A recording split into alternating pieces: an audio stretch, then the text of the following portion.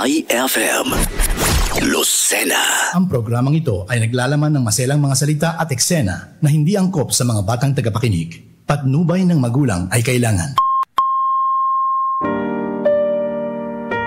Dear IFM. Dear IFM.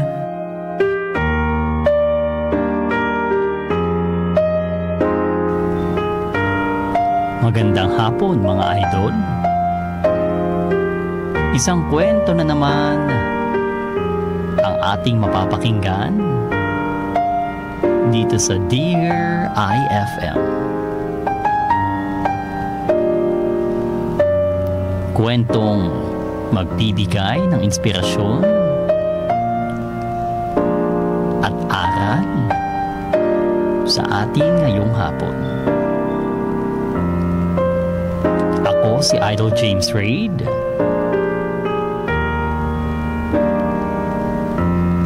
At ito ang kwento ni Pauline.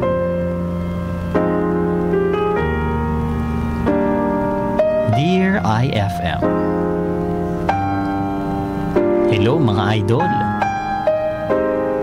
Tawagin niyo na lang ako sa pangalang Pauline. Simple lang naman itong kwentong gusto kong i-share sa inyo. Pero kahit ganon, sana makapagbigay pa rin ito ng aral sa lahat ng nakikinig ngayon.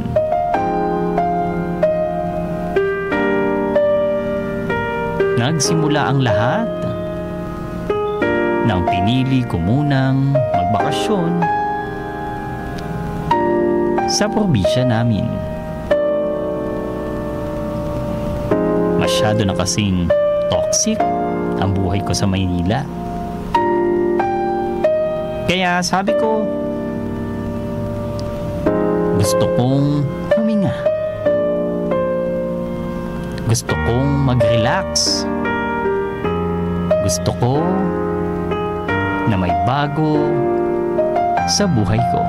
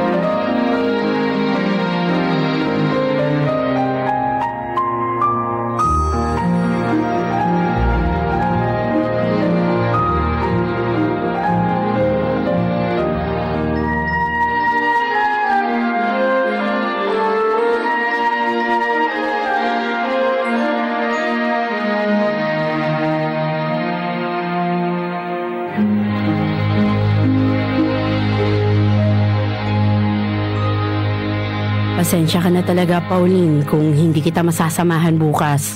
Alam mo naman na kami lang ni Tita Hazel mo ang humahawak sa tindahan. Hindi naman pwedeng puro siya lang ang magbabantay. Wala po yun, Tita. Okay lang po talaga sa akin. Naiintindihan ko naman na kailangan yung maging hands-on sa negosyo. Paano kaya ito? Sino kayang pwedeng sumama sa'yo ngayon? Ako na lang po mag-isa. Kaya ko naman eh. Kahit paano, familiar na rin ako dito. Hindi pwede yan. Baka ano pang mangyari sa'yo dito at kapag nalaman niya ng papa mo, naku, lagot kami ni Tita Hazel mo sa kanya. Sino naman po ang pwedeng sumama sa akin? Sino nga kaya? Alam ko na. Halika, lumabas tayo ng tindahan. Ay, Tita Jocelyn! Oy, gumagwapo tayo ngayon ah! Ay sus, binubola mo na naman ako. Gusto niya lang uli ng libre, no? Tinatanong pa po ba yan? Uy, joke lang po yung tita. Baka isipin nyo, sinasagad namin ang kabaitan nyo. Sanay na ako sa inyo. O sige, bibigyan ko kayo ng mga libreng soft drinks. Yun no? Uy, Sigurado po ba kayo dyan, tita? Baka naman po masama pang loob nyo, ha? Sus, wala yun. Kayo pa. Malakas yata kayo sa akin. Ay, Tita Bells, may toothpaste ba kayong tinda? Bibili sana ako eh. Bibilang ko rin tong si Tonyo para naman matuto mag-toothbrush. Pabili na lang ako ha, yung goodbye sa tooth decay, unique toothpaste every day. Tita, sino po yung kasama nyo? Anak nyo ni Tita Hazel? Ay, sana nga ganito kaganda ang magiging anak namin. Si Pauline pala, pamangkin ko. Galing sa Maynila ito at ngayon na lang ulit siya nakauwi dito sa atin. Kayo na munang dalawang bahala. Samahan siya maglibot dito, ha? Ay, kiri boom boom. Kami nang bahala sa kanya, tita. Tita, sigurado po ba kayo? Hindi po kaya, Mabait ang dalawang yan. Kilala ko naman sila kaya safe ka dyan. Sige po. Oh siya, iiwan ko na sa inyo si Pauline, ha? Kayo na yung bahala sa kanya. Okay po, tita. Ay! Pauline! Okay, ako nga pala to si Denden. Tapos ito naman si Tonyo. Medyo masanay ka na lang ha kung magbibisaya kami paminsan-minsan. Mga hindi kasi kami sanay magtagalog eh. Pero nagtatagalog naman kayo, 'di ba? Kaya rin naman. Kaso hindi namin ganung kagamay. Kaya pasensya na kung minsan iba yung salita namin. Wala namang kaso yun sa akin. Medyo nakakaintindi naman ako ng Bisaya. Kahit papano. Ay! Edi maganda kung gano'n! Pero dahil sa bago ka pa lang dito, susubukan namin magtagalog. Para sa'yo. Promise! Hindi nyo naman kailangan pilitin yung mga sarili nyo. Anyway, highway, saan mo ba gustong pumunta? Wala na kasi akong masyadong alam na pupuntahan dito eh. Ganito na lang. Dalhin na lang natin siya sa mga beach at sa falls dito tapos itulak natin katulad ng ginawa natin kay James noon. Uy, joke lang yun. Baka hindi ka na sumama sa amin yan. Loko ka talaga? Talagang hindi na sasama sa atin yan. Tatakutin mo ba naman eh? Don't worry. Marunong naman ako lumangoy kaya carry lang. Ayun naman pala eh. Siya bukas, dadaling ka namin sa isang falls. Teka, bakit falls? Alayo nun Sa beach na lang. Doon na lang. Maraming chicks doon. Maraming chicks? Hindi ka nga marunong pumorma. Mas nauna ka kasing manginig ang mga tuhod mo. Oy, Pauline, okay lang ba yun sa'yo? Oo naman. No problem. Ay! Baka!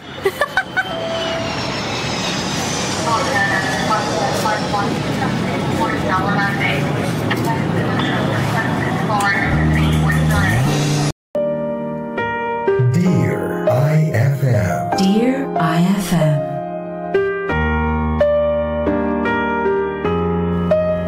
Si Denden ang kauna-unahang naging close ko sa lugar namin. Siya ang nagdala sa akin sa iba't ibang lugar na talaga namang sobrang nag-enjoy ako. Parati naming kasama noon si Tonyo. Medyo naiirita na nga ako sa kanya that time. Dahil parang masyadong feeling close kasi. Kung magbiro sa akin, parang natagal na kami magkaibigan. Kaya ang nangyari, parati ko rin tuloy siyang sinusungitan.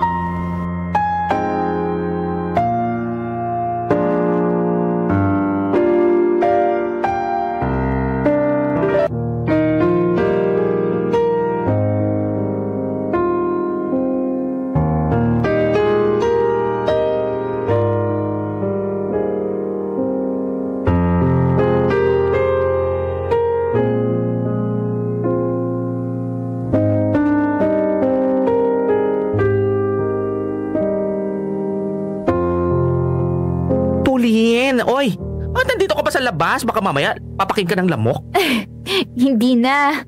Nagsawa na sila sa dugo ko. Ikaw, bakit ka nandito at himalang hindi mo kasama sina James? Susunod din yun si bakla. So ano, kumusta naman yung first week mo dito? Nag-enjoy ka naman. Oo naman. Kaya salamat sa inyo ha. Sobrang nag-enjoy talaga ako. Lalo na nung pumunta tayo sa isang waterfalls dito. Ay, grabe. Ang saya nun. Yan! Mabuti naman kung gano'n. At least, memorable ang bakasyon mo dito. Oy, huwag ka mag-alala ha. Dadaling ka pa namin sa mga magagandang tanawin dito sa atin. Wala na namang candy. Pauline, wala kayong tindang candy? May nakita ka ba? Wala. Bakit wala na naman? Ay, malamang. May mga bumili at umubos na. Tindahan nga, diba? Bakit wala na namang natira para sa akin?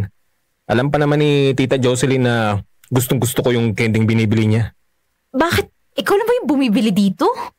Bakit ang taray mo? Hindi ako nagtataray. Papaliwanag lang ako. Nako.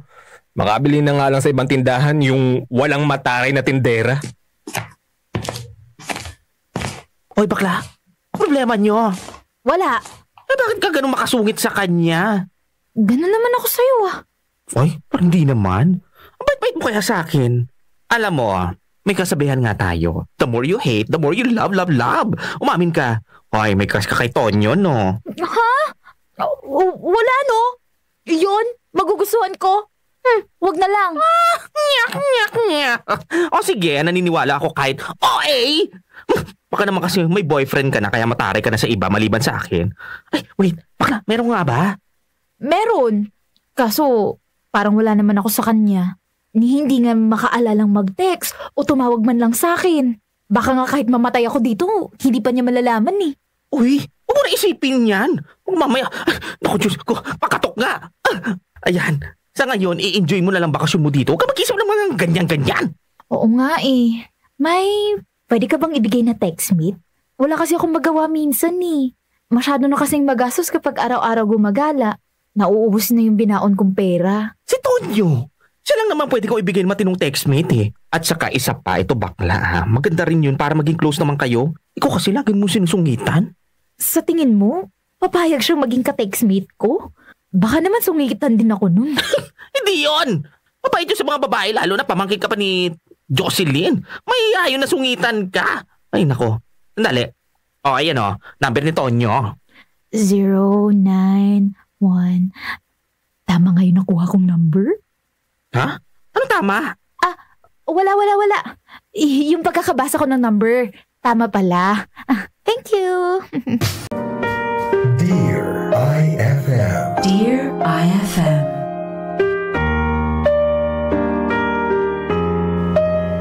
Okay, naaminin ko. Crush ko si Tonyo. Actually, parang defense mechanism ko yung pagiging mataray ko sa kanya. Ayoko kasing malaman niya na crush ko siya. Dahil baka naman mag-take advantage siya sa akin. Kaya hanggat maaari, tinatago ko sa pagsusungit ko sa kanya.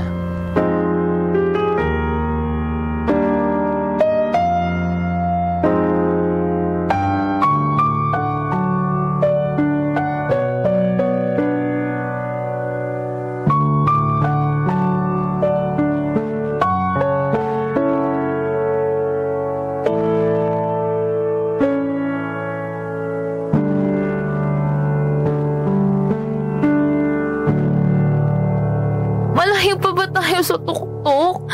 Pagod na ako eh. Ako, malayo pa tayo. Akin na yung dala mo para hindi ka na mahirapan. Hindi na. Hindi naman na ito mabigat. Sige na, ako na. Akin na yan. Salamat. Nag-i-enjoy ka ba? Oo naman.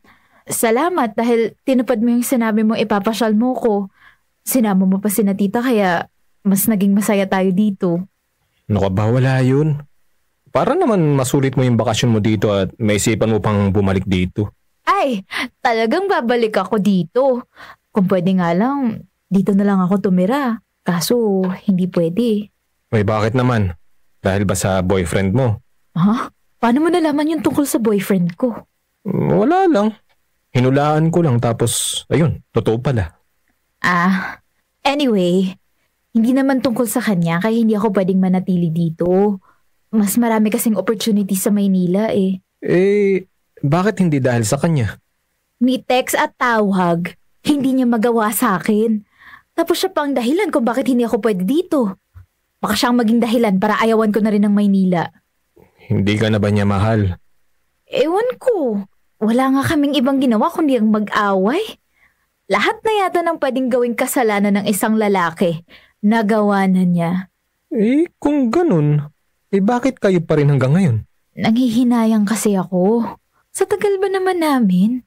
5 years din kami oh. Ano ka ba? Aanhin mo yung tagal ng relasyon kung hindi ka naman masaya na. Sa bagay. Kaya ako nagbakasyon dito para na rin makapag-isip-isip sa nararamdaman ko para sa kanya. Hindi ko kasi alam ang gagawin ko eh. Nagbabakasakali ako na sana pagbalik ko sa Maynila, maging malinaw na ang lahat sa akin. Bakit hindi ka na lang maghanap ng iba? Yung mas mamahalin ka. Hindi naman ganun kadali yun, no? Di mag-umpisa ka sa mga crush mo. Pero mas maganda kung isa lang. Uy, okay ka lang. Uy, okay lang. Sorry, nasamid lang siguro ako. Anyway, sa crush ko, ako mag-uumpisa. Parang ang hirap naman yata nun. Hindi yun. Uy, bakit? Wala ka bang crush dito? Wala. Wala akong crush. Sigurado ka? Oo nga. Wala akong crush. Sus, ako? Magkaka-crush? Hindi yun uso sa akin. Bakit namumula ka? Tingnan mo, namumula ka. Kasi mainit. Kaya ayan, namumula ako. Ay, tara na nga. Maglakad na nga tayo para makakain na tayo. Nagugutom na ako eh. Okay, sabi mo eh. Dear IFM. Dear IFM.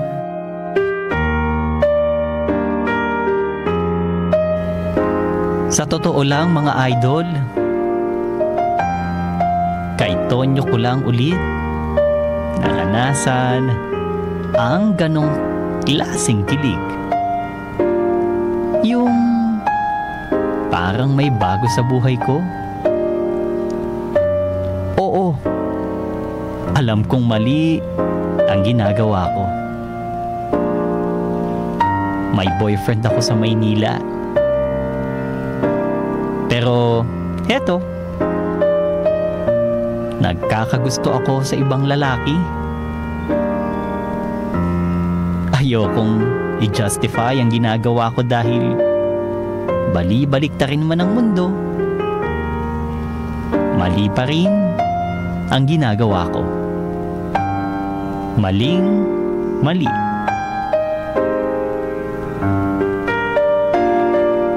Kahit sinasabi ng isip ko na bawal makipaglapit kay Tonyo,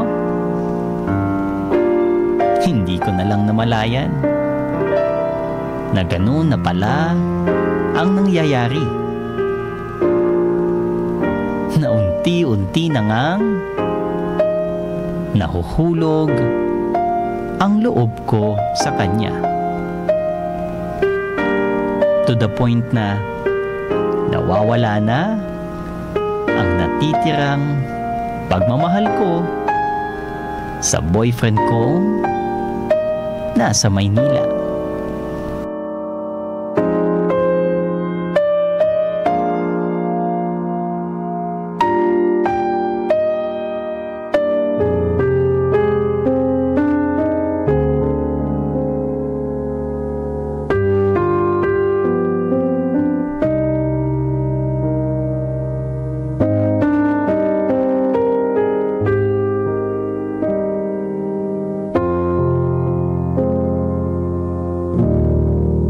Kailan nga ulit ang uwi mo sa Maynila? Sa 1 linggo pa, ang bilis nga ng panahon eh. 1 linggo na lang ang pag-i-stay ko dito. Kung wag ka na lang muna kaya umuwi sa Maynila, dito ka muna. Siguro ng mga ilang buwan. Wala ka pa namang ginagawa dun, di ba? Ay, Tonyo, kung pwede lang, bakit hindi? Kaso, kapag ginawa ko yun, parang hindi naman yata uusad ang buhay ko dito. Saka, baka mawili akong walang ginagawa sa buhay. Bakit ayaw mo kong pauwiin? Siguro, may balak kang manligaw sa akin, no? No. Joke lang. Kung sakaling may balak nga ako, may pag-asa pa ako sa'yo. Ha? Ah? Ganda ng joke mo. Sabihin na nating hindi to joke. Ano, may pag-asa pa ako? Grabe ka seryoso, ha? Hindi mo naman siniseryoso ang tanong ko eh. Sige na nga. Siguro may pag-asa ka. Bakit siguro lang? Kasi, hindi pa naman tayo ganun katagal magkakilala. Saka may boyfriend ako, no? Sabihin na natin yan, na may boyfriend ka. Bakit? Mahal mo pa ba? Hindi ko alam. Para kasing, hindi ko na siya hinahanap-hanap eh. Yung tipong parang, okay lang sa akin na hindi niya ako kinakamusta dito.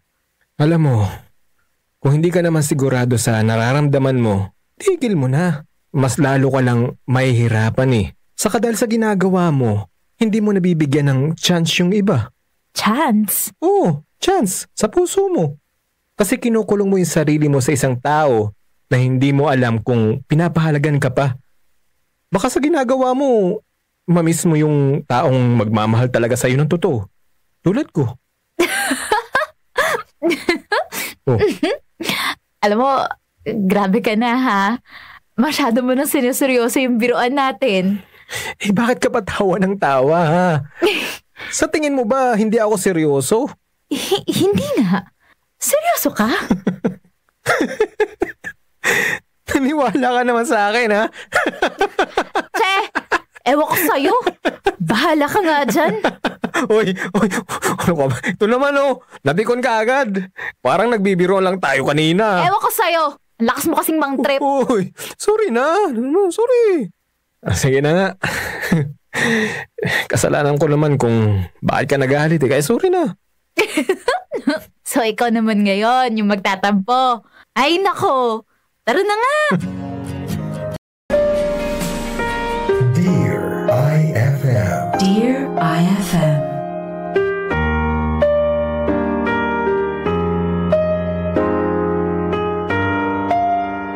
Habang tumatagal,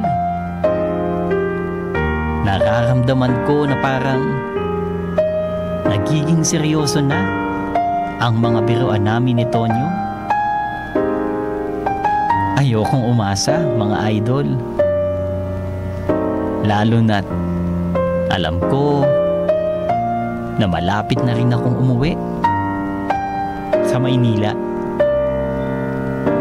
Ayokong maramdaman na parang may iiwan ako sa lugar na yon.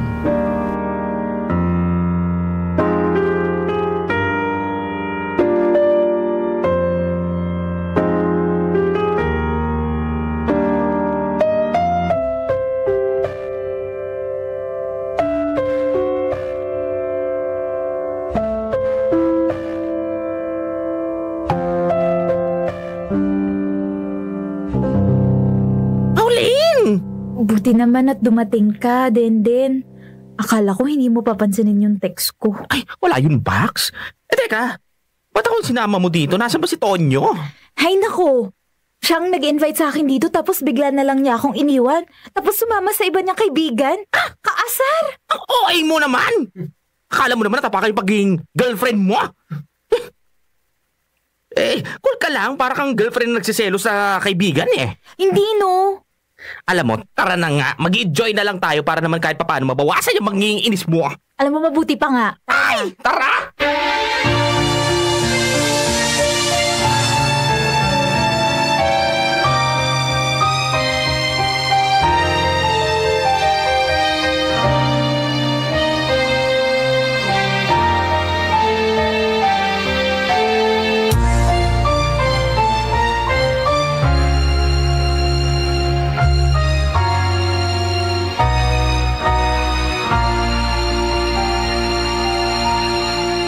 Uli, may tanong ako sa'yo. Ano yun? Nanliligaw ba sa'yo si Tonyo? Ha? Ha? Hindi no. Tsaka, imposible naman yata yun. Ay! Ba't naman? Nagbabakasyon lang naman ako dito. Tapos, may boyfriend pa ako sa Maynila. Kaya, parang ang imposible naman nun. Ay naman pala kanina pa siya tingin ng tingin sa'yo. Den, pwede ko bang hiramin muna si Pauline? Yung kami lang dalawa. Sana may sasabihin lang ako sa kanya. Oh sige, baka matapakan ko maging love team nyo eh.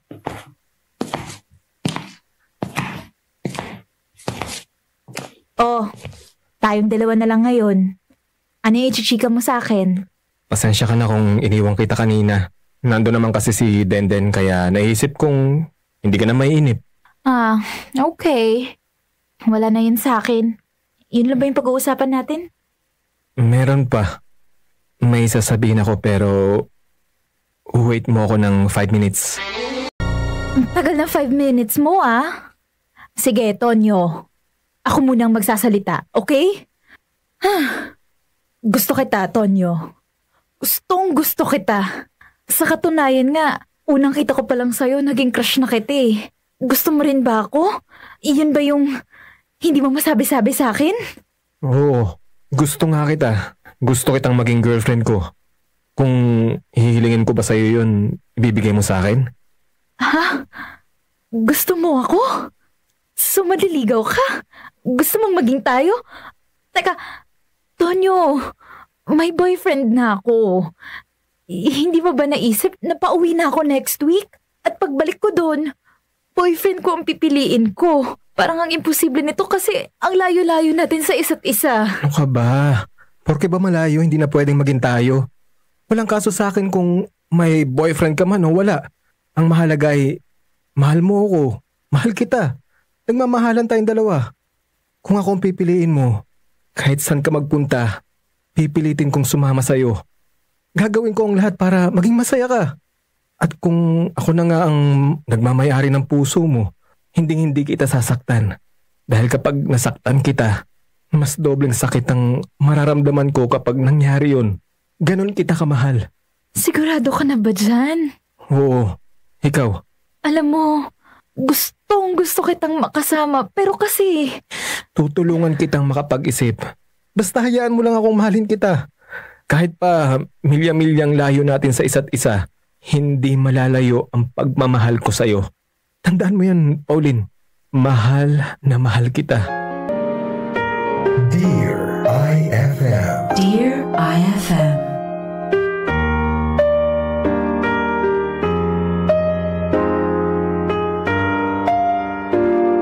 Mga idol, sa huli, bumigay din ako sa nararamdaman ko. Oo, mali. Pero, totoong napamahal na rin ako kay Tonyo. Kaya naman, sabi ko, kailangan kong ayusin ang lahat. Kailangan akong may tapusin na dapat matagal ko nang tinapos.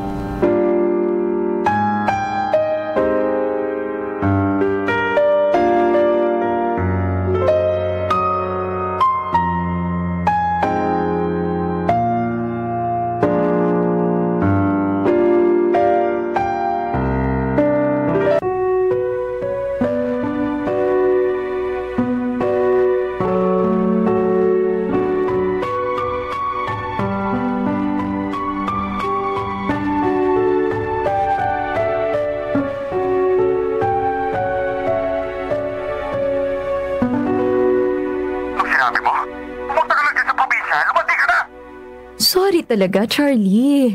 Alam mo naman ang takbo na relasyon natin, di ba? At alam mo na hindi rin magtatagal. Matatapos din to. Pero hindi sa ganitong paraan. Uli naman.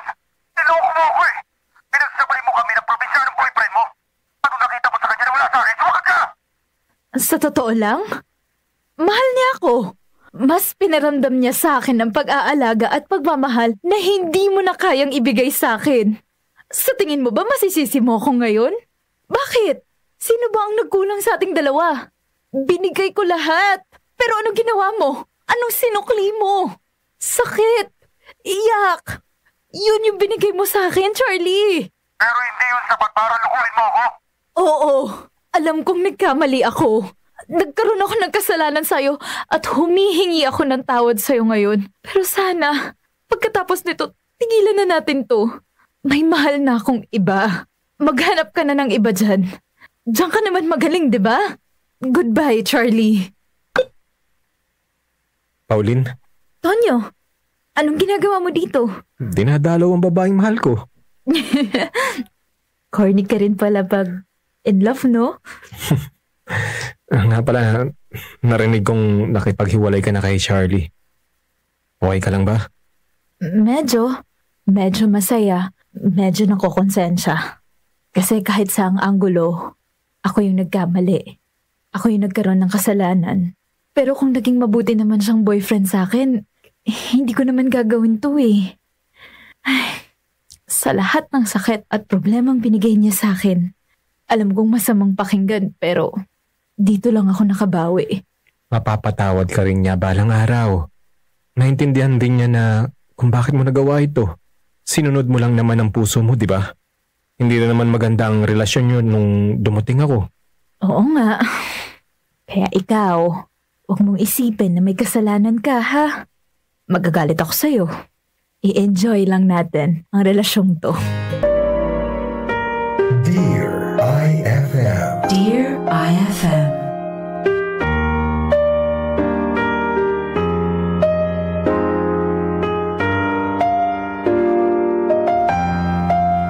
Kahit noong umuwi na ako sa Maynila, nagpatuloy pa rin ang relasyon namin ni Tonyo.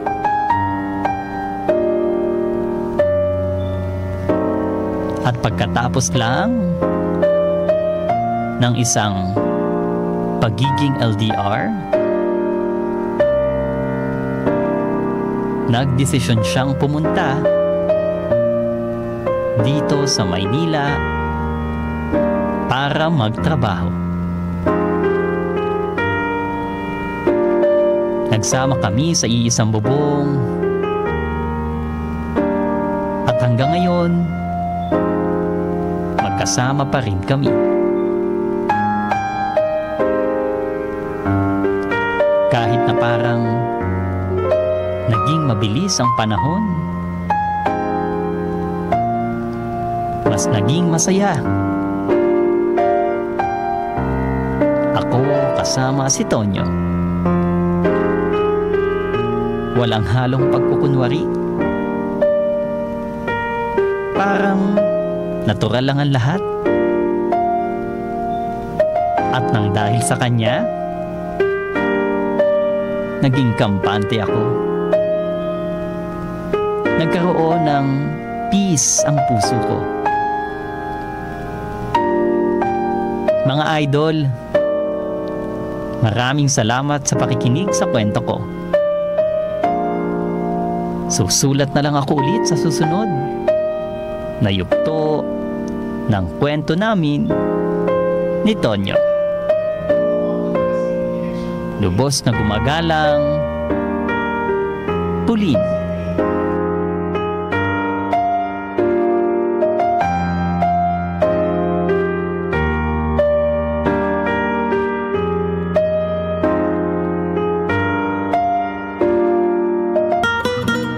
Ang mga dramatista na nagbigay buhay sa storya natin ngayon sa Dear IFM. The Pauline Story. Jasper Buslon bilang Pauline, RJ Carpo bilang Tonyo, J.Ann Cruzado bilang Jocelyn, Rendel Castro bilang Denden at Charlie, Sound Technician and Drama Editor Martin D. Sa panulat ni Arlene Bellarmino at sa direksyon ni Edu Horial.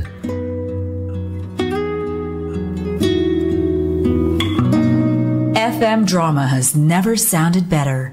Dear IFM.